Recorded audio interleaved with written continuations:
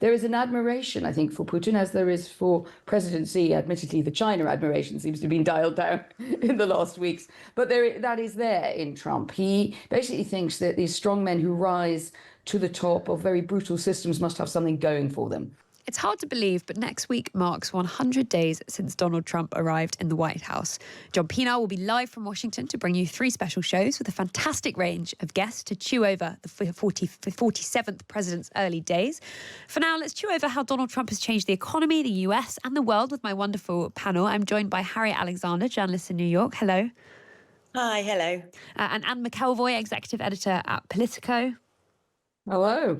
Can we start with the waves that Trump has been making domestically? Let's just have a little reminder. We will drill, baby, drill. I am also signing an executive order to instruct the Departments of Defense and Homeland Security to begin preparing the 30,000-person migrant facility at Guantanamo Bay. Most people don't even know about it. It's absolutely obscene, dangerous, bad, very costly. I mean, virtually every investment made is a con job. We also have homegrown criminals that push people into subways that are absolute monsters. I'd like to include them in the group of people to get them out of the country. And you know, there's a number on autism as an example with children, autism. And you go back 15 years, it was from 10 to 20,000. You had like 1 in 10 to 20,000. Some say 10, some say 20, but it was in that vicinity. That's a big vicinity. Now it's 1 in 36 babies. We love you, and we're coming up to get you, and you shouldn't have been up there so long.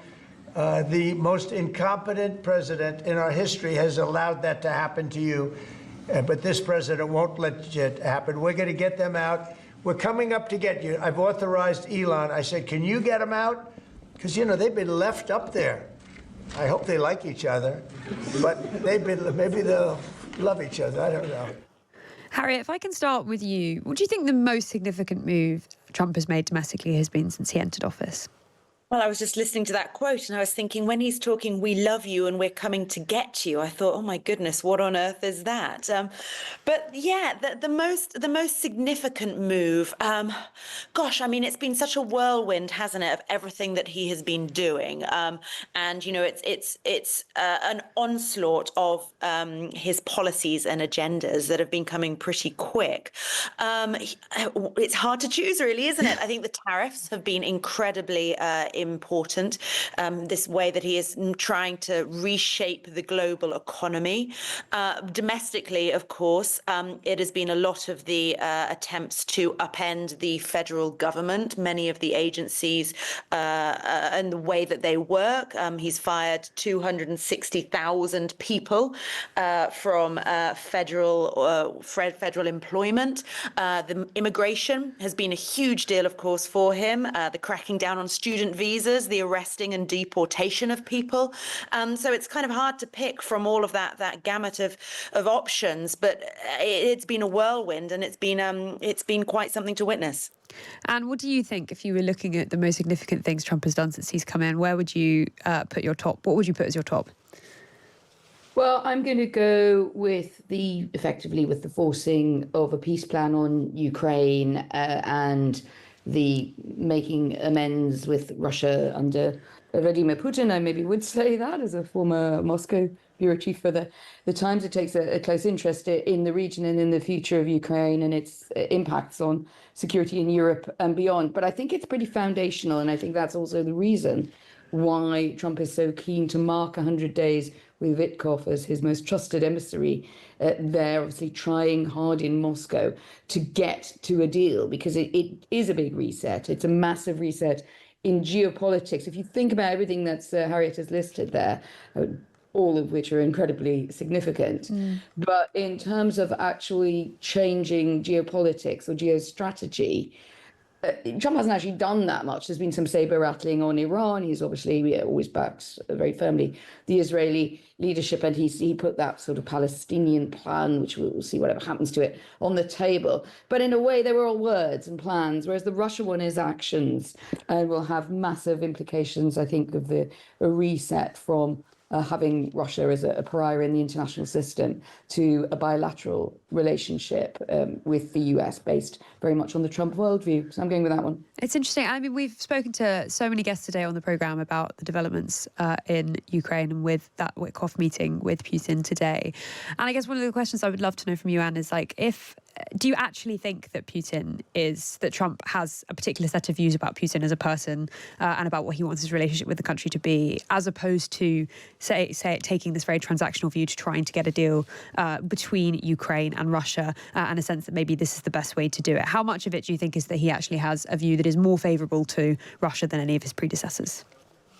Certainly not than any of his predecessors. Sorry, he has also an amped up Kissingerian, Henry Kissinger-like view of relations with big dictatorial powers. But Kissinger is particularly well known, of course, for the olive branch to China. But he also had a similar view on Russia, which the bilateral relationship with the US is so important that you have to sort of, if you like, sort of suck it up and sometimes sort of leave a lot of the kind of dissidents by the roadside along the way. And then we moved away from that in a period, not only on the centre left, but also the centre right in America, and under Ronald Reagan, a sort of tough stance to the Soviet Union, the former Soviet Union, and everything that came from it, flowed from it, the tear down this wall rhetoric of Ronald Reagan, which a lot of people are contrasting now with Trump. So I think that, there is a foundation to his views, which is not just isolationism and a pro-business view, although both of those things feature. There is an admiration, I think, for Putin, as there is for President Xi. Admittedly, the China admiration seems to have been dialed down in the last weeks, but that is there in Trump. He basically thinks that these strongmen who rise to the top of very brutal systems must have something going for them. So I think there's a personal admiration there. And that's one of the reasons I think he leans out from any criticism, and particularly when it comes to Ukraine, to dissidents. We never hear him speak about, for instance, about the late Alexei Navalny. We never hear any support for those dissidents, so many political prisoners in Russia and those living under threat of their lives. We just don't hear that because he doesn't really admire them. He admires President Putin, and he thinks that America is stronger if it is in a strong bilateral relationship with Moscow. And that does hark back to a period before 1990. It's so interesting. And I think we're now joined by Eric Ham, who's a US political analyst. Are you there? I'm here. Good afternoon. I mean, I started by asking our guests what they thought the most significant things, single thing that President Trump has done since he entered office was. And I wonder if you could answer the same question for us. Oh my God, are we talking good or bad? Because I have a lot. They can be value neutral.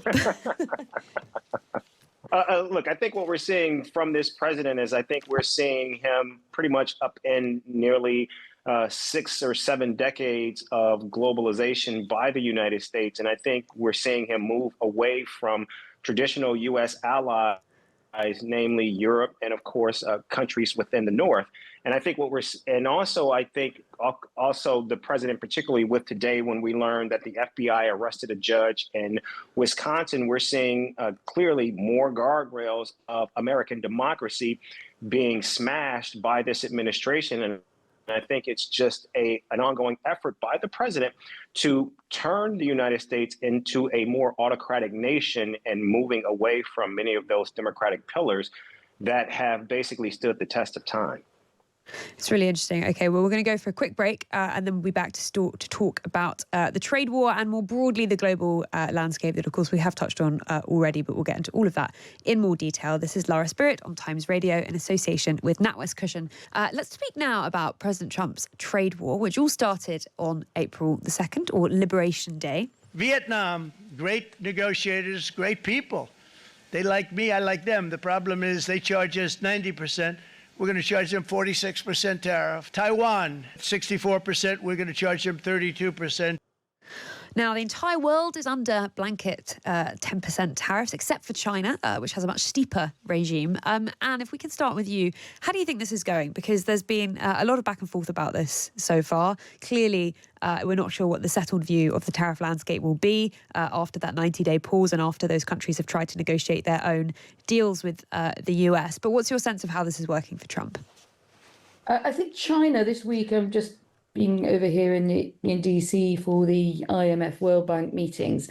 And there's been something of a China shock, really. I think the pushback of China, not only in terms of saying that they will not simply lie down and in any way take the sort of negotiation that Trump, the way he described it in his interview this weekend, coming up with Time magazine, is like, well, America's this big, beautiful shop, and if you want to shop here, I set the prices. I mean, China's view of itself is it is also a very big and beautiful shop, and a lot of goods that the world and America wants. And that led to quite a spat. I think the Wall Street Journal had a very good account of it, actually, but was basically behind the scenes, CEOs, including Walmart and Target, those big retailers, warning the administration that they were worried that they would have empty shelves, that this is freezing up their supply chains, that they are going to see that customers will not be able to get things that they've taken for granted, either because they come directly from China or in some way involved with the Chinese supply chain. So I think, and you can see it in the tension there between Scott Bessent, the Treasury Secretary, who was a moderate in terms of the tariff wars by the standards of Trump world, obviously. But he is clearly saying that he doesn't think that Trump should push very hard or harder than he's pushing now. So now we're hearing a bit of a mixed message. Some people are saying, well, that's Trump, he's just going to do what he does. And others who know him and know his thinking saying, actually, he's also saying this is going to be over in a month. So that implies that there might also be some way of treating with it in the way that he also did in the global tariffs, of saying, well, actually, you know, now that we've had the shock, we can go back to the 10% baseline or 25% on cars and other big items. So I think it's a bit of a muddle, is the truth. And some people are seeing method in the madness. Quite a lot of people, I'd say, including very neutral analysts here in DC around the IMF, are just seeing the madness. I mean, Harriet, what do you think? Is it too soon to tell? I mean, I think that Americans have had a very steep lesson in economics and in what tariffs actually mean. I think a lot of people, perhaps Trump voters, were saying, yes, let's bring back manufacturing, let's make everything in America again. And yet they didn't really understand what this meant. They were very excited about the idea of restoring American prestige in manufacturing. But when someone told them that this means that your iPhone is going to go back to almost $4,000 and your Nike trainers are going to get an awful lot more expensive, and you're going to pay a lot more for your avocados, I think people suddenly realized that perhaps this was more complicated than they had thought. I think, has it been a success? I mean, it certainly created the sort of the shock and awe that he has seemed to want to muster for this first 100 days. I mean, he and Susie Wiles, his chief of staff, have been, I suppose, successful in a way of sort of setting the tone of proceeding at lightning speed, which was very different to Trump's first term, because then there was so much chaos. I think he was surrounded by people who didn't really understand what was going to be necessary to get the job done. Whereas this time he's been far more efficient, if you can call it that, in carrying out what he intended to do. So yes, it's been, like I said, this sort of shock and awe. And it's, you know, it's definitely set the subject on fire. I mean, Eric, listening to Harriet there, I guess one of the key things about this whole kind of tariff sell is this idea that you're going to get manufacturing back. And I guess the question is, when will the president sort of unveil his own industrial strategy that would match that? Because clearly that seems to be one of the big things that is lacking from the wider tariff strategy here, is the kind of theory behind how you're going to bring back those jobs to this country. I don't know if what the president is saying about that you're picking up.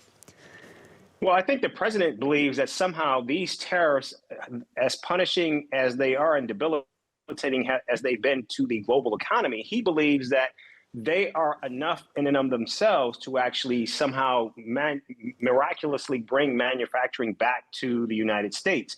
And they will do that because they are so high, they are so punishing to companies that they have no choice but to return to the United States. But again, when you just look at the raw numbers, what we're seeing here is, again, a president who just simply doesn't fundamentally understand how tariffs work. And also, I think he's picking and choosing in terms of the history of tariffs going back to an early 20th century model, where you had tariffs that were implemented as a way to generate revenue for the United States. In addition to that, he believes, of course, that led to American expansionism, which is how the United States was able to gain control of Hawaii and some other territories.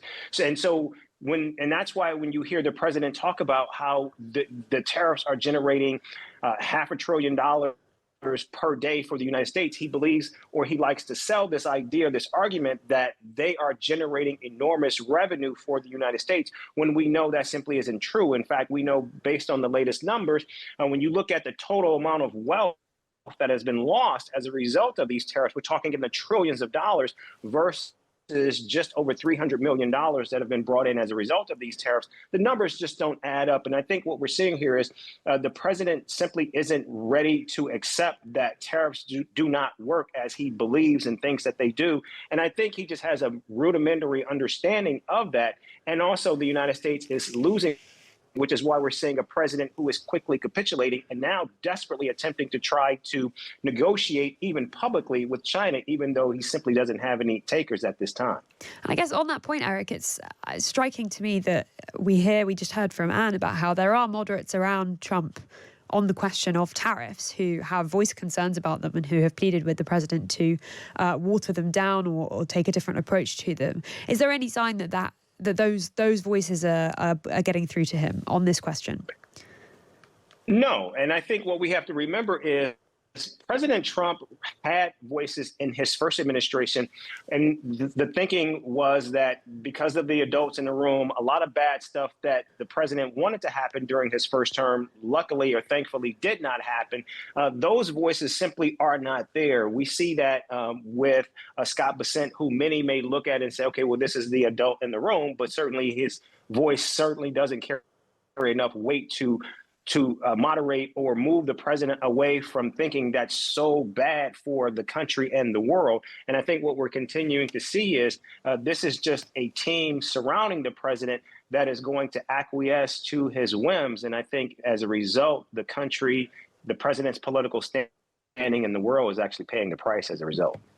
It's really interesting. Well, finally, Donald Trump has certainly changed the global landscape over the last couple of months. And we had just heard from Anne, particularly on this question of Ukraine, how that couldn't be more true. And it has been something of a roller coaster. We need Greenland for national security purposes. I've been told that for a long time, long before I even ran. I mean, people have been talking about it for a long time. Our efforts to secure a peace settlement between Russia and Ukraine are now hopefully underway. It's so important to get that done. That is an absolute killing field. Millions of soldiers are being killed. Nobody's seen anything like it since World War II. I think that Gaza maybe is a demolition site right now. They've lived like hell. They lived like you're living in hell. Gaza is not a place for people to be living. Yeah, I love the people of Canada. We have a great relationship. But if they became our 51st state, it would be the greatest thing they could ever do. It would be unbelievable. It would be a cherished state.